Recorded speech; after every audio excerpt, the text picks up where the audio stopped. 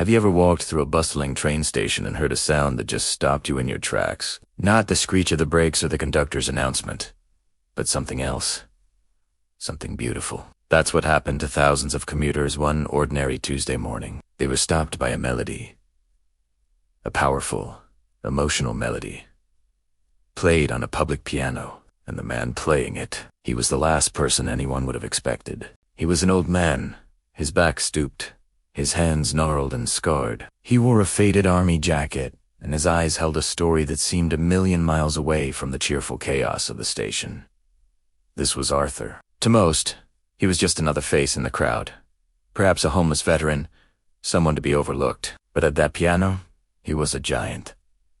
Arthur wasn't always a pianist. In fact, for a long time, he couldn't even stand the sound of music. His story begins decades ago, in a place very different from this train station. He was a young soldier, barely a man, deployed in a war zone far from home. In his youth, before the army, his life was filled with music. He'd spend hours at his family's upright piano, his fingers dancing across the keys, dreaming of one day playing in grand concert halls. His mother used to say his music could make the flowers bloom brighter. But war changes a person. The sounds of battle replaced the sound of symphonies. The percussive rhythm of gunfire became his new, horrifying metronome. One fateful day, an explosion rocked his unit. Arthur survived, but the blast took something precious from him. His hearing in one ear, and worse, his peace of mind, the constant ringing, the memories. They were a prison. When he returned home, he was a different man. The world felt too loud, too chaotic. The piano, once his sanctuary, became a source of torment. The sharp notes felt like shrapnel in his mind, triggering flashbacks he couldn't control. He'd sit in front of it, his fingers hovering over the keys, but the music was gone, replaced by a wall of silence and pain. So, he closed the lid, and with it, a part of himself. He packed away his dreams, his passion, and his identity. The years that followed were a quiet struggle, a life lived in the shadows of what he'd lost. He took odd jobs, drifted from place to place, his army jacket a constant reminder of the past he couldn't escape. Then came that Tuesday. Arthur was just passing through the station, heading nowhere in particular. He saw the piano, a shiny black grand piano placed there for anyone to play. Usually, he'd walk right past. But today, something was different. A group of teenagers were gathered around it, banging on the keys and laughing, making a racket. One of them, trying to show off, started mocking the very idea of classical music, calling it boring old people stuff. Something inside Arthur snapped. It wasn't anger. Not exactly. It was a flicker of the old fire, a protective instinct for the music he once loved. It walked over, his step slow but deliberate. The teenagers quieted down, looking at this old man in his worn jacket, with a mix of curiosity and amusement.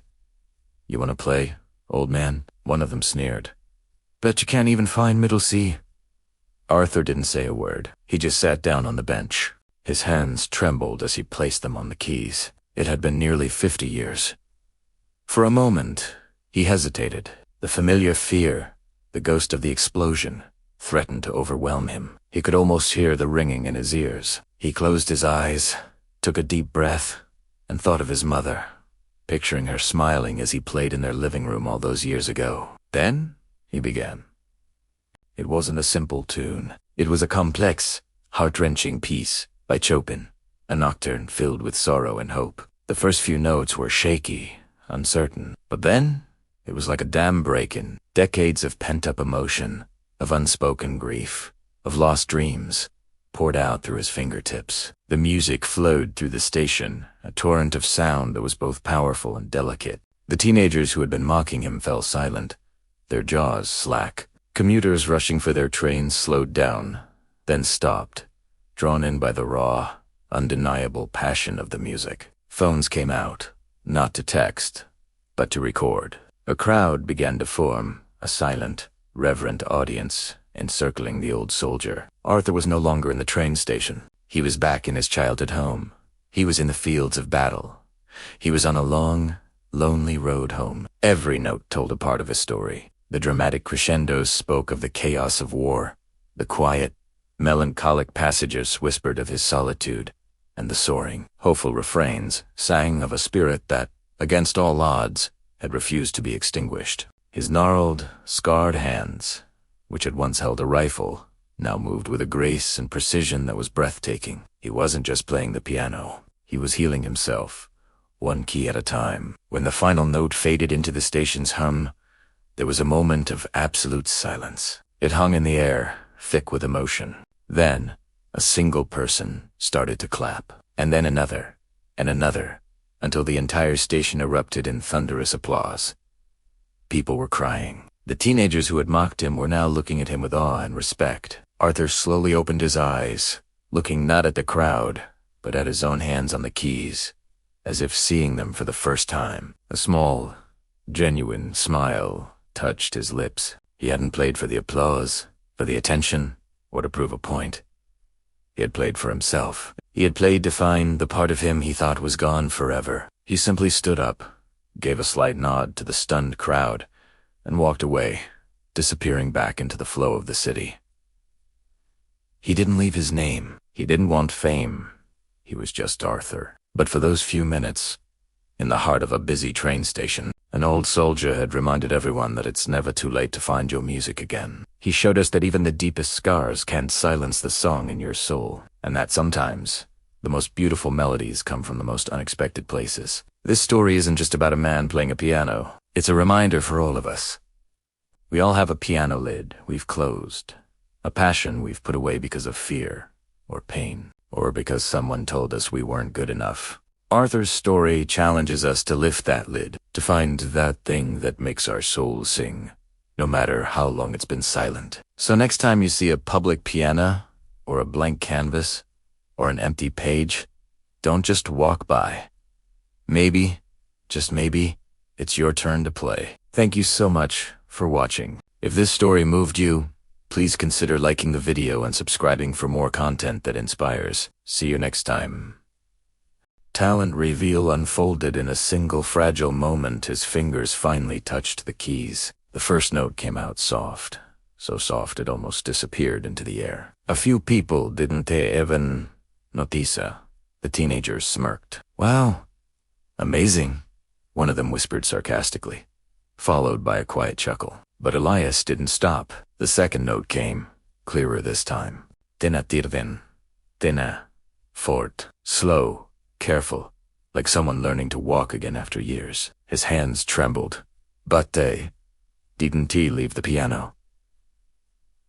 And then, something changed. The melody began to form, not random anymore, not broken, but real. A soft, haunting tune filled the station. It wasn't loud. It didn't need to be. It carried something deeper, something heavy. Elias opened his eyes slightly, but he wasn't looking at the station anymore.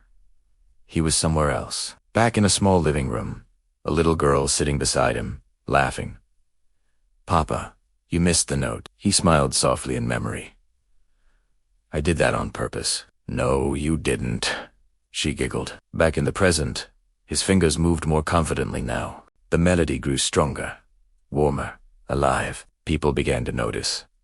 The businessman lowered his phone. The young couple stopped talking. Even the station announcement faded into the background. The teenagers stopped laughing. One of them leaned forward slightly. Wait, he whispered. The song changed.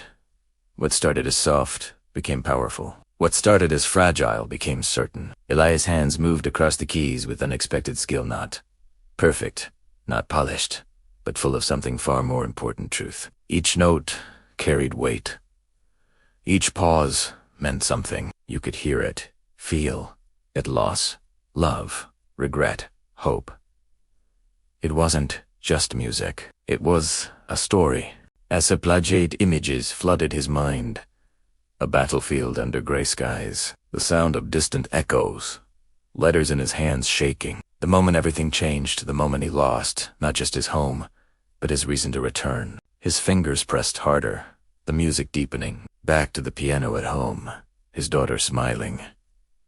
Again, Papa, play it again. Back to silence, an empty room, dust gathering on untouched keys. Back to now. Paul. The station was completely quiet now. because people were told to be quiet, but because they couldn't move. A woman near the wall wiped her eyes without realizing it. The businessman slowly sat down. The young couple held hands tightly. The teenagers said nothing. Their smiles were gone. Elias reached the heart of the song part he hadn't played in 20 years. His hands hesitated for a split second. Fear flickered across his face. Then he continued. The melody soared stronger than before, more emotional, more raw. It felt like everything he had been holding inside was finally being released. Tears filled his eyes, but he didn't stop. And then the final sequence began, a Handler rise, a powerful peak, and then a slow, heartbreaking fall. His fingers pressed the last note, and silence followed. No one moved.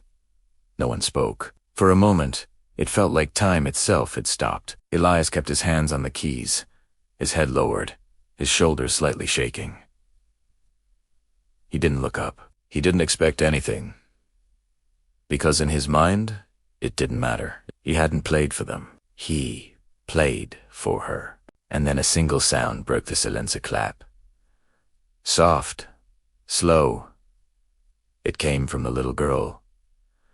The same one from before. She stood near the crowd, looking at him with wide eyes. That was beautiful, she said quietly. Another clap followed. Then another. The businessman stood up, clapping. The young couple joined. Then the woman near the wall. Within seconds, the entire station was filled with applause, not loud at first, but growing, stronger, warmer. The teenagers looked at each other ashamed. One of them slowly started clapping too. Then the others followed, not because everyone else was doing it, but because they felt it. Elias slowly lifted his head, confusion filling his face. He looked around at the people, at their expressions. No one was laughing now. No one was mocking him. They were moved. He swallowed hard. His hands slowly left the keys. For a moment, he didn't know what to do. Then the little girl stepped forward. "Can you teach me that?" she asked. Elias froze. The question hit deeper than anything else. Teach? He hadn't thought about that word in years. He looked at her hopeful eyes, at the way she waited for his answer, and something inside him shifted. For the first time in a long time, Elias smiled. Not a big smile, not perfect, but real. "Maybe," he said softly. "Maybe I can." The girl grinned. Her mother smiled too. Around them, people slowly began to return to their lives, but something had changed. They wouldn't forget this moment. They wouldn't forget him. The train announcement echoed again. Train arriving in 5 minutes. Elias stood up from the piano. He looked at it one last time. It wasn't just an old instrument anymore. It was a doorway back. Not to the past, but to something new. The little girl waved at him. "Don't forget," she said. "I won't," Elias replied. And for the first time in years, he meant it. Sometimes life takes everything from your home, your purpose, your voice, and you begin to believe that it's over. But it isn't.